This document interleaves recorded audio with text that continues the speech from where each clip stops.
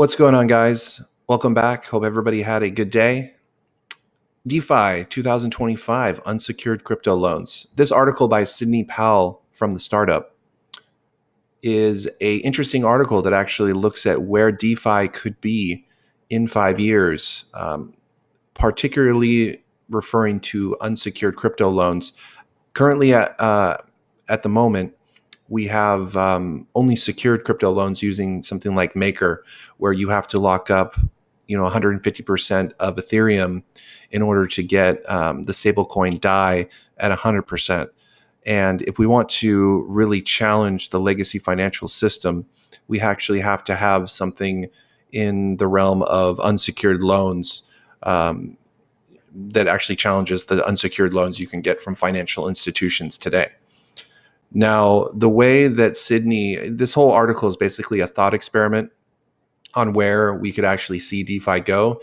And I'm going to go through some of this article. It is quite long, but I'm going to go through some of it because he has some interesting points specifically around using biometrics to link a permanent wallet address to, a permanent Ethereum wallet address to your biometrics, to your iris. And this would ensure that you always have the same wallet address, and then using the history of that wallet address is in a way kind of a credit score. So if you actually have a loan that is defaulted, you couldn't get another loan. But if you actually have multiple loans that are, being paid off or have been paid off, then your credit score would rise. I'm kind of butchering it. So I kind of want to go through this. It is a long article, but I'm going to go through certain sections of it that I think are pertinent to what I'm talking about. Just go over the beginning here about what the thought experiment is. This article will be the first part of a series presenting a view on how decentralized finance may evolve over the coming 5 years and the impact it will have on the world. The series explores this through a thought experiment on how existing problems may be solved and what new products may arise from these solutions. Its format is a recount of the history of DeFi, looking backward from 2025. In each instance, it aims to apply first principles thinking to the allocation of risk and capital for digital native financial products. This first article drills down on the earlier article on crypto lending to focus on unsecured and uncollateralized crypto lending, which does not yet exist in any usable form, which is very true. And it's going to have to exist. So this is a problem that needs to be figured out. Let's see. I'm just going to maybe read the beginning of this.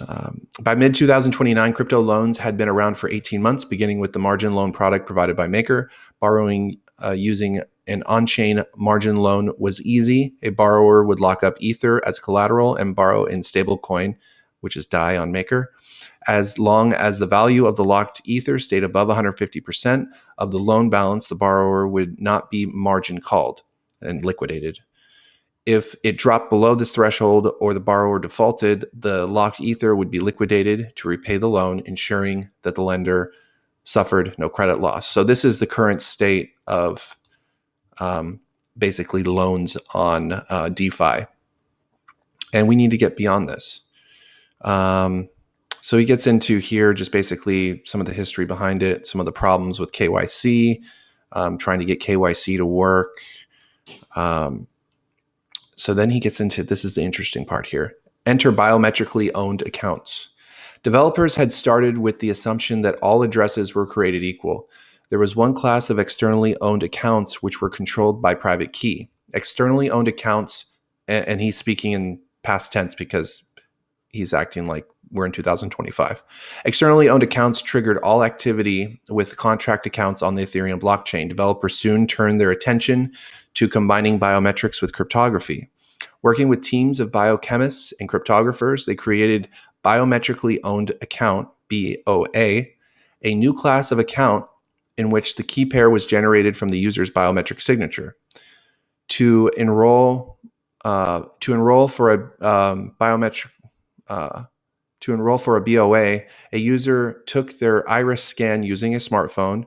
Then it was run through an open source algorithm to hash the biometric signature's binary code to generate a key and address.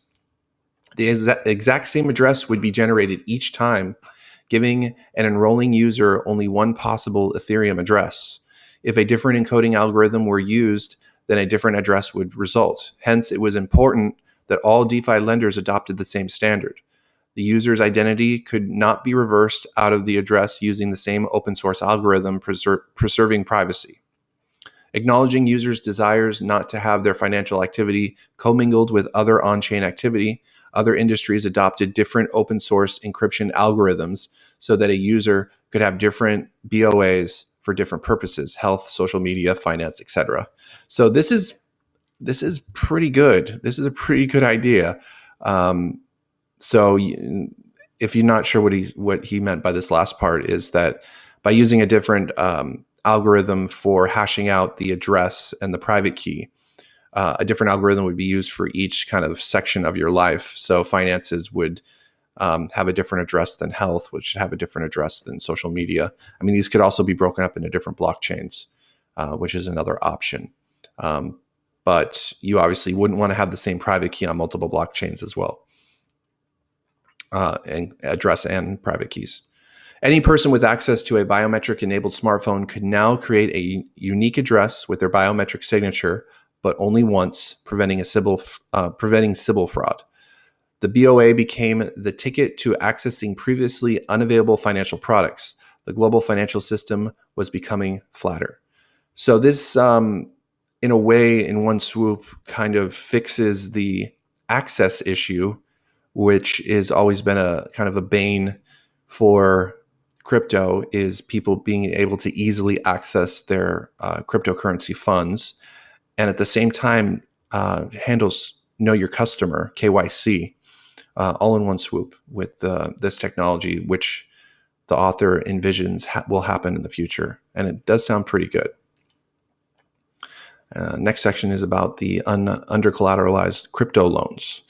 As the BOA was the most effective means of lenders preventing a Sybil attack, only users with a BOA address could apply for under-collateralized loans.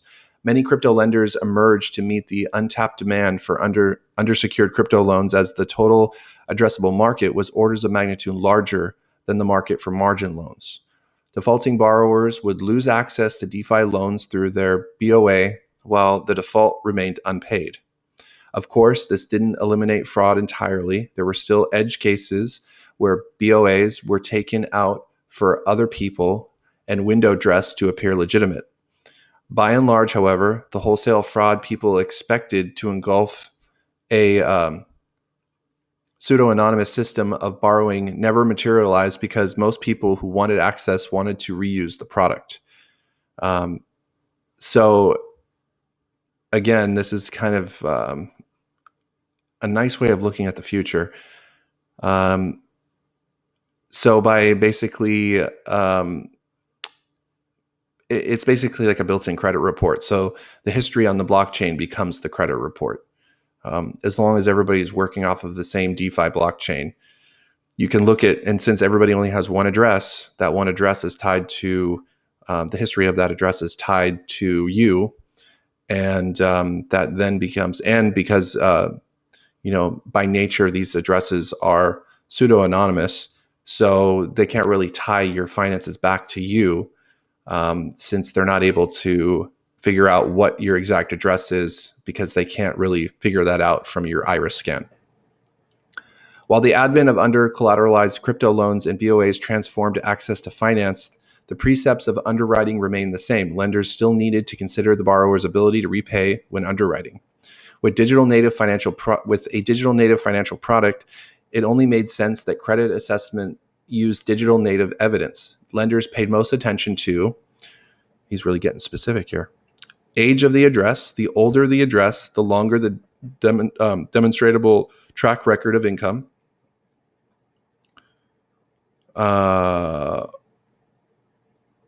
Surplus income. The better the ratio of amounts transferred to the address relative to expenses transferred away from it, the stronger the application. And network connections. More addresses transferring income to the address implies more robust income stream. So by looking at the age of the address, you can tell how, just like in normal credit reports, The older your credit history, the stronger your credit score. If you have, as long as you're ticking all the boxes with your utilization rate. Obviously, crypto isn't the same as, well, I guess it would be if we're talking about loans here. But as long as your utilization rate isn't too high and you're making your payments on time, surplus income would just be how much money you have sitting in the account, and the network connections, they can see money being paid into the account, since everything is viewable on chain. Early adopters of under-collateralized crypto loan were blockchain developers because they were already highly integrated with the on-chain economy. They were more likely to freelance on projects for multiple employers, were paid in cryptocurrency, and were able to demonstrate a long track record of income to service loans. Underwriters would scrape their BOA's transaction history and provide approval and funds within minutes.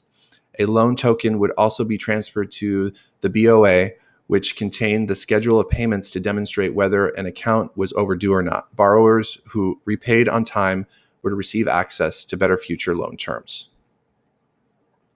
And I'll just go through the conclusion here before wrapping up. This thought experiment on a novel solution to the prevention of Sybil attacks diverges from present thinking in the space by departing from the requirement that a person's exact off-chain identity be established, in favor of ensuring only that a given address is the only one controlled by a user of a platform. If the solution holds, then a multitude of opportunities for new DeFi products and governance structures start to open up.